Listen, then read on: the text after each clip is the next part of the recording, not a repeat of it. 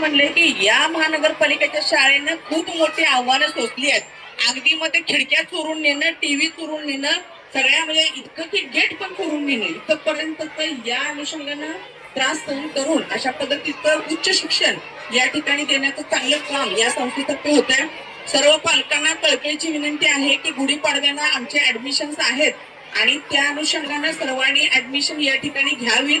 एक महापौर म्हणून सांगू इच्छिते, जरगनगरची शाळेचं नाव नेहमी सगळ्या या महापालिकेच्या शाळांमध्ये घेतलं जातं, परंतु मला असं वाटतं कळीला अधिकार असतो फुलण्याचा, फूल होऊन जगण्याचा, पण तिच्यासाठी खूप महत्वाचा असतो एक किरण आशेचा.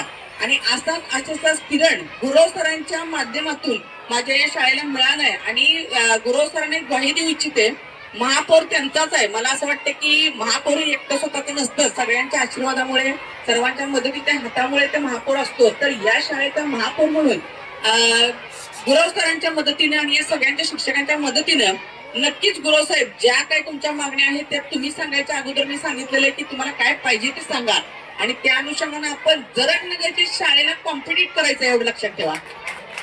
आणि मला आता परत जरगनगरची शाळा हे नाव नको आहे, पल्ली राधाकृष्ण असं म्हणायला पाहिजे आणि मग त्याच्यासाठी जे काही लागेल ते करायला मी तिथं तत्पर असणार आहे. पुन्हा एकदा खूप छान आयोजन नियोजन तुम्ही सगळ्या लोकांनी केले आणि सगळ्यांचं खूप खूप खूप मनापासून कौतुक.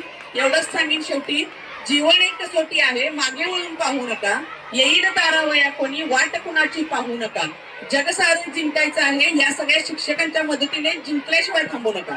जय